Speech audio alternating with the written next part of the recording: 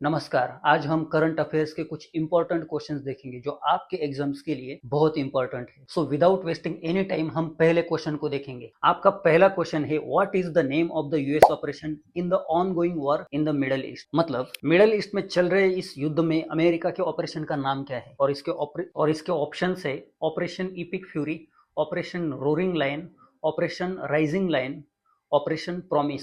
इस क्वेश्चन का आंसर है ऑपरेशन इपिक फ्यूरी, क्योंकि ऑपरेशन रोरिंग लायन तो इजराइल की ओर से किया गया है। ऑपरेशन राइजिंग लायन भी गलत आंसर है। और ऑपरेशन प्रॉमिस 4 ये ईरान की ओर से रिटेलिएटरी एक्शन में जारी किया गया है। हमारा नेक्स्ट क्वेश्चन है, विच of the following is Israel's intelligence agency. इसका मतलब इजराइल की गुप्तचर एजेंसी कौन सी है। और उसके ऑप्शंस है मोसाद, सवैक, सीआईए और आईआरजीसी। देखो इसका सही आंसर है मोसाद। सवैक तो ईरान की इंटेलिजेंस एजेंसी थी जो 1979 के पहले थी, जिस वक्त ईरान में पहलवी शासन था।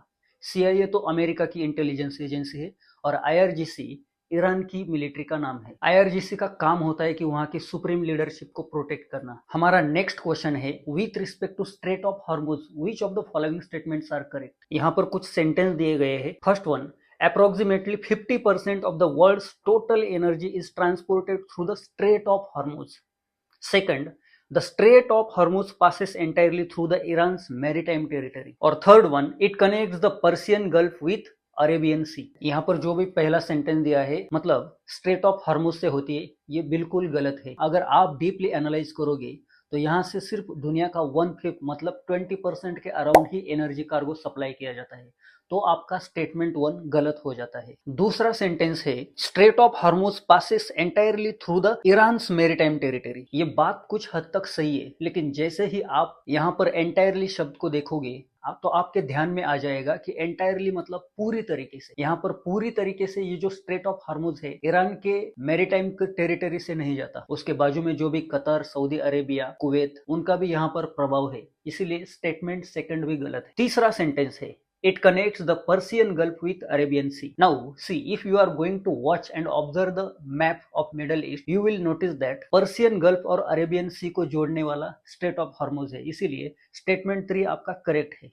मतलब ऑप्शन में अगर देखोगे 1, 2 गलत, मतलब ऑप्शन 1 गया, ऑप्शन ए भी गया, बी गया, सी भी गया, सिर्फ बचेगा कौन, ऑप्शन 3। इसलिए ओनली 3। हमारा नेक्स्ट क्वेश्चन है, विच of the following gas field is associated with कतार। मतलब कतार से जुड़ा हुआ कौन सा गैस फील्ड है। और यहाँ पर कुछ ऑप्शंस दिए हैं, साउथ पार्स गैस फील्ड, दूसरा ऑप्शन है रास लफान गैस फील्ड, तीसरा जाफोरो गैस फील्ड और चौथा हबशान गैस फील्ड। देखो यहाँ पर मैं आपको ठीक से बताना चाहता हूँ, हबशान गैस फील्ड जो है वो यूएई के अंडर आता है, जाफोरो गैस फील्ड सऊदी अरेबिया का है और साउथ पार्स गैस फील्ड जो है वो ईरान का है।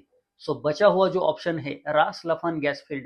और ये अभी न्यूज में क्यों है, क्योंकि जैसे ही इजराइल ने ईरान के साउथ पार्स गैस फील्ड के ऊपर हमला कर दिया, इन रिटेलिएशन ईरान ने भी रास लफान गैस फील्ड जो कतार के अंडर आता है, कतार उसको ओन करता है, उसके ऊपर ईरान ने भी हमला कर दिया। नाउ सी हमारा next question, ONGC limited, ONGC विदेश लिमिटेड इज क्रिएटेड टू। मतलब हमारे गवर्नमेंट की जो भी ओएनजीसी विदेश लिमिटेड कंपनी है उसको किस वजह से बनाया गया था।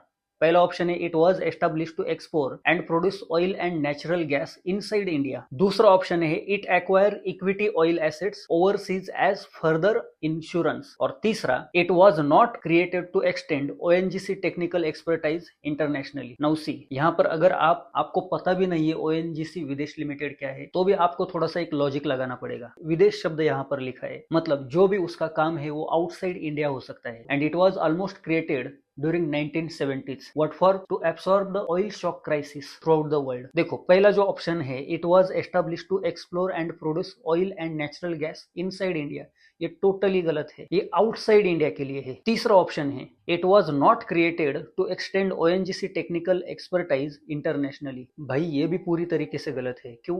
क्योंकि ये तो इंटरनेशनल पर्पस के लिए बनाया गया था। सो ये तीसरा ऑप्शन भी आपका पूरी तरीके से गलत हो जाता है। अब दूसरा ऑप्शन देखो, to acquire equity oil assets overseas as further insurance, ये सही ऑप्शन है। आज के लिए तो बस इतने ही क्वेश्चन है, लेकिन याद रखो ये सारे सवाल सिर्फ फैक्ट नहीं है, बल्कि एग्जाम में डायरेक्ट पूछे जा सकते हैं। जो भी आपके कॉम्पिटिटिव एग्जाम हो, लाइक यूपीएससी से लेकर आपके स्टेट पब्लिक कमीशन भी है, यहाँ पर एज इट इज डायरेक्टली पूछे जा सकते हैं। इसलिए इसको ध्यान से पढ़िए, समझिए और फिर से एक बार रिवाइज करिए। अगर आप ऐसे ही एग्जाम ओरिएंटेड करंट अफेयर्स सीखना चाहते हो तो इस वीडियो को लाइक करें और इस चैनल को जरूर सब्सक्राइब करना, ताकि हर वीडियो आपके पास सबसे पहले पहुंच सके। Thank you.